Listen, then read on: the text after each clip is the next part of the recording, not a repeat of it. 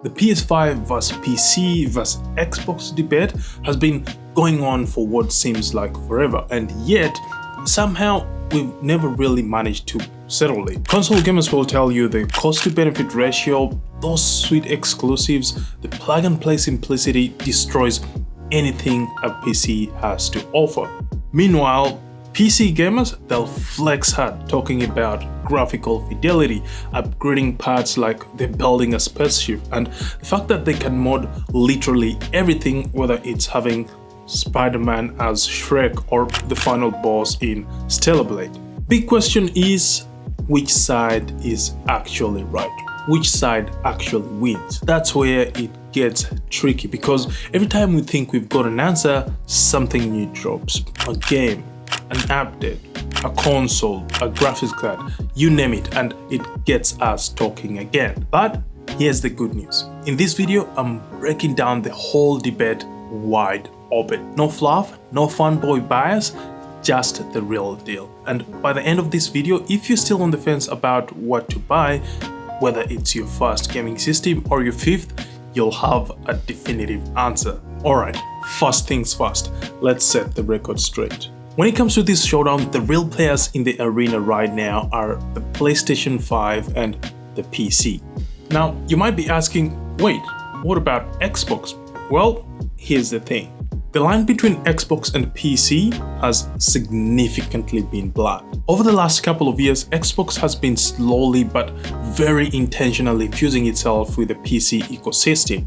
Matter of fact, at this point, every Xbox game worth talking about can be found on PC. And with the Xbox app backed into the Microsoft Store like it's part of Windows DNA, it's clear this was no accident. Even Xbox exclusives, the crown jewels, are now showing up on PC. And to twist the knife even more, they run better on PC. Now, don't get me wrong, this wasn't always the case. Not too long ago, if you wanted to play something like Halo, you had to have an Xbox, no exceptions. But today, Master Chief has officially moved in with PC gamers walking around at 120 FPS with ray tracing. Now, before I get barbecued in the comments, I know that's not the stock standard. The frame rates will depend on your hardware and the settings you apply. Speaking of hardware, I'll quickly bring you up to speed across the three ecosystems. Starting with the PS5, when it launched in 2020, it wasn't just a console, it was a statement. With an 8-core AMD Zen 2 CPU, 10.28 teraflops of RDNA 2 GPU and a custom SSD, it was the gold standard in the world of consoles, but it wasn't perfect. 825 gigs vanished faster than you could say was on update, and let's not even talk about the size. It needed its own postcode. After 3 years of Redditors going ballistic about its size, Sony gave us the PS5 Slim. Same size, just on a diet. Smaller, sleeker, and now rocking a modular disk drive and a more reasonable 1TB of SSD storage. Not long after, Sony dropped the PS5 Pro, and they didn't pull punches with this one. With a 33.5 teraflop RDNA 3 GPU, AI-powered upscaling via PSSR, and higher clock speeds across the board, it was designed for native 4K at 120 FPS. With that bang of an upgrade, we thought the same spirit would carry on to the RAM and SSD. But we got the same 16 gigs of GDDR6 RAM, although faster and more efficient. As for the SSD size, we got the same 1TB. Across the fence, Microsoft dropped a duo of consoles towards the back end of 2020. Starting with the Series X, it rolled in with a 12 teraflop GPU, a custom 1TB SSD, 16 gigs of GDDR6 RAM, and a boxy monolith design. From that, we got 4K at 120 FPS and faster load times. Meanwhile, its little sibling, the Series S, showed up like, hey, I can do most of that too, just at 1440p. With only 4 teraflops, 512 gigs of SSD storage, and only 10 gigs of RAM, it was the budget-friendly option. Not long after, rumors of a cylindrical mid-cycle refresh got the tech grapevine ticking, only for us to get the same form factor for the mid-cycle refresh, the only difference being a 2TB upgrade from 1TB on the SSD front. When it comes to PC, things get a bit complicated, and that's not me just being dramatic. There are so many components at play. There's always a puzzle to solve, and ironically, that complexity plays into the hands of console gamers. But don't worry, we'll unpack that juicy bit a little later in the video. Long story short, when the PlayStation 5 and the Series X dropped back in 2020, the kings of the PC world were the RTX 3090 and the Intel Core i9-10900K. At the time, these two were tearing up benchmarks like no one's business. Fast forward to today, these two are still holding up reasonably well against the launch day consoles, and we haven't even brought the 5090 into the chat. Anyway, back to the 3090, it delivers way more graphical fidelity compared to the launch day consoles, with the PS5 Pro slightly ahead according to Digital Foundry. So, case closed, right?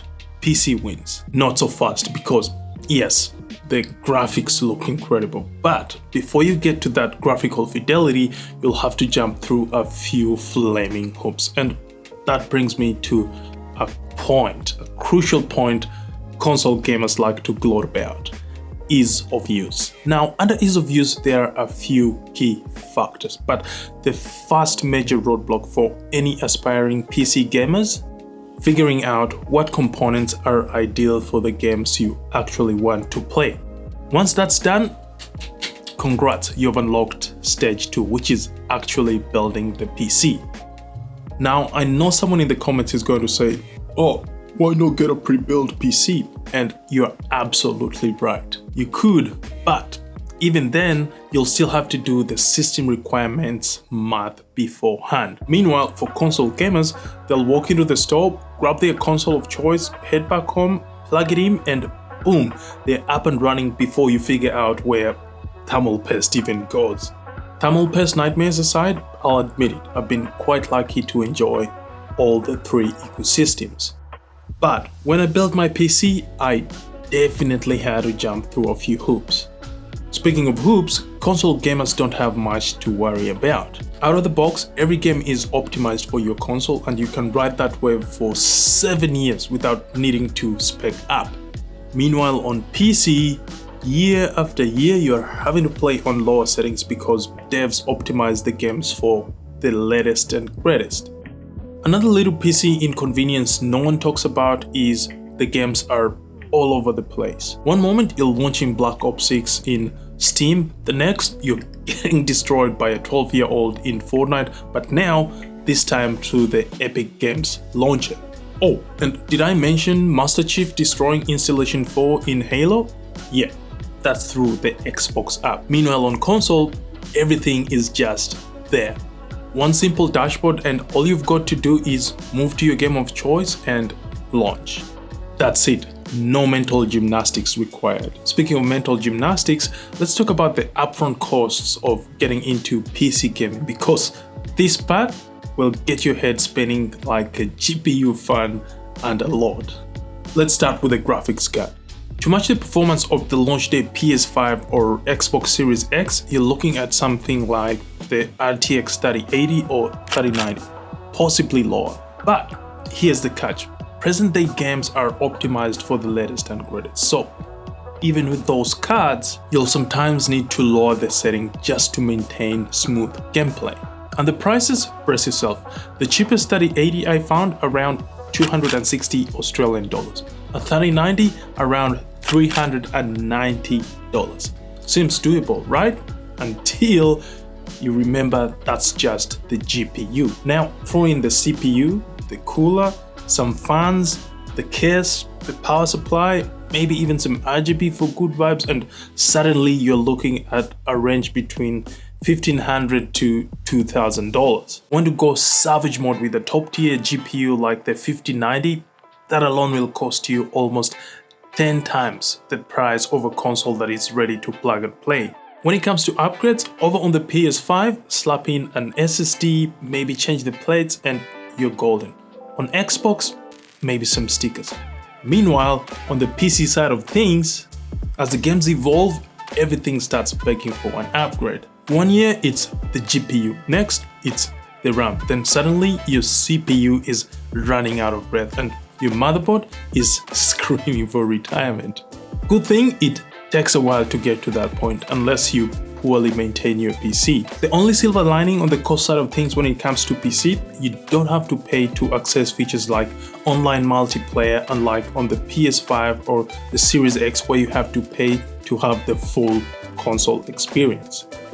Speaking of full experiences, while the upfront cost of a gaming PC definitely dents your wallet, what you're paying for isn't just raw power. You're unlocking a whole world of freedom because once you've built up your rig or bought a pre-build, you enter the wild west of gaming customization. And this is where PC gamers start to flex hard. I'm talking mods, the kind of stuff that makes you question whether you're even playing the same game. You see, on console, what you get is what you get. Changing your wallpaper, adding some stickers or console covers is as far as you can go. Want to play Spider-Man in a pink glitter suit that shoots tacos? But on PC, there's a mod for that. Actually, probably 10. For example, take this mod which used Shrek as Spider-Man. Another one I found is on Stellar Blade, someone modded Shrek to be the final boss. And the best part is customizations can go beyond just in-game mods. You can tweak your desktop UI, assign micro keys, even set your RGB lights to turn red every time you get clapped in Valorant. So yeah, while consoles keep it clean and simple, PC gives you chaos, power, and the keys to create your own experience. The only caveat, you need to have the technical skills to be able to do that. Speaking of technical know-how, it's not just about installing mods. Even during gameplay, PC gamers need a certain level of tweaker brain. Stuff like dialing in graphic settings, solving error messages, and managing frame rate. Oh, and don't forget, before launching the game, you better make sure your drivers are up to date or risk getting all sorts of error messages.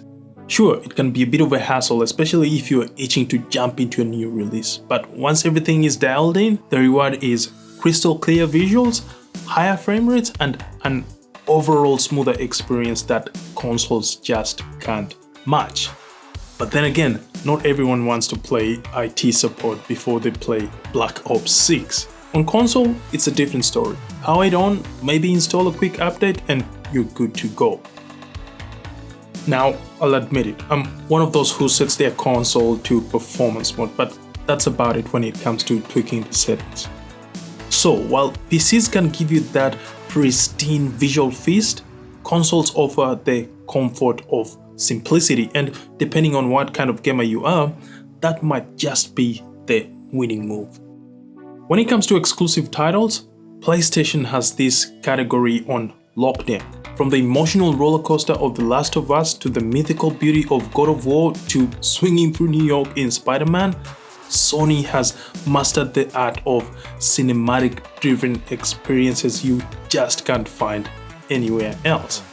To be honest, these aren't just games, they are full-blown experiences that have shaped modern gaming culture. Now, I know PC gamers will argue some of those titles will eventually make their way to PC, and they are right, but the keyword is some. Usually there's a 2 to 3 year wait time minimum, or 10 years in the case of The Last of Us.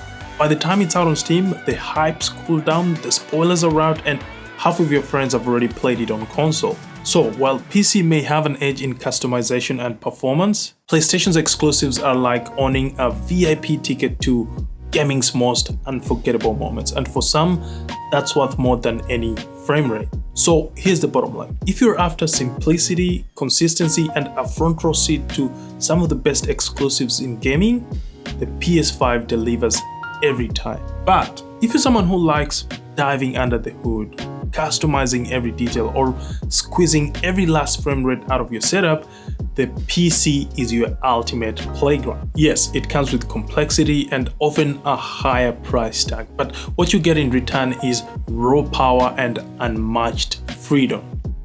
What about Xbox? Well, in many ways, it's folded into the PC ecosystem. Most of its exclusives now launch on PC, The Xbox app is backed in Windows, and let's be honest, Microsoft has all but merged the two worlds.